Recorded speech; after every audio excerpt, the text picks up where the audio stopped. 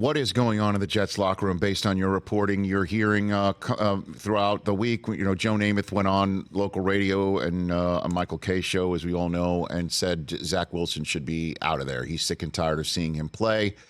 And now, Zach Wilson showed up to his press conference wearing an I Got Your Back t-shirt.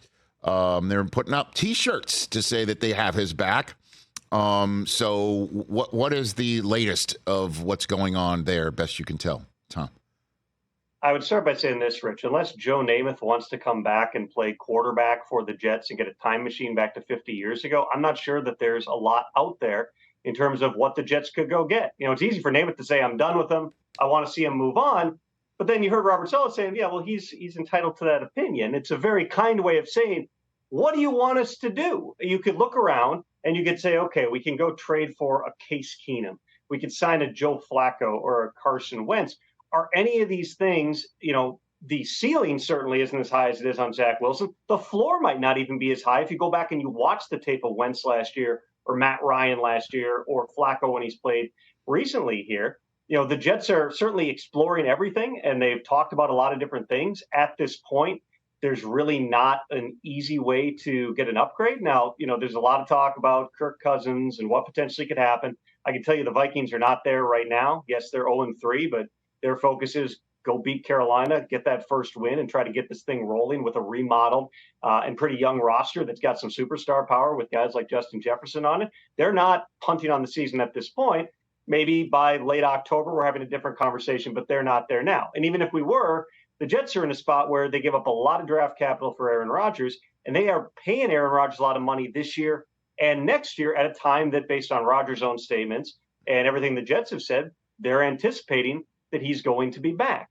So you're in a difficult spot. Yes, there were some blowups. There's natural frustration. I think it's clear that, whether it's Michael Carter, Garrett Wilson, whoever, everybody knows that Zach Wilson's got to play better, but so does everybody around him. And that, Rich, I remember our first conversation on this after the Aaron Rodgers injury. It could not be about Zach Wilson. It could not be Zach Wilson, go be great. It was Zach Wilson, be good enough, and everybody be great around him. The other thing you got to remember is Nathaniel Hackett, based on his relationship with Aaron Rodgers, knowing what Aaron can do, knowing how Aaron likes to manipulate things at the line of scrimmage, get in and out of plays, throw the backside options on run plays, everything else.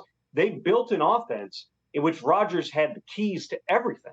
Zach Wilson, he's a hard worker. I'm sure he can pick those things up, but they don't want him to have the keys. So now you're figuring out how do we walk that back, kind of build the scheme around what we think Zach Wilson can do well. They got a ton of weaponry between Breece Hall. They got to find a way to get Dalvin Cook going. They got Garrett Wilson and Alan Lazard. Randall Cobb's made some plays for him. You got pieces around him. You have to protect him better. The offensive line's been a huge issue here, and the defense has to keep doing what it's doing. If not, yeah, you're probably going to be a 6-win team, and this entire season is going to be a mess, and you're going to hope Aaron Rodgers comes back in 2024 and gets you out of there. But this doesn't have to be Zach Wilson suddenly captures everything that made him the number 2 overall pick. Forget the draft position. Forget everything that you thought about Zach Wilson. It's just be good enough, which is all you're really asking from a backup quarterback in most cases. So then what is your reporting on the Rodgers piece, Tom? You touched on something interesting. We've talked about it over the last couple of shows as well, is the fact that he's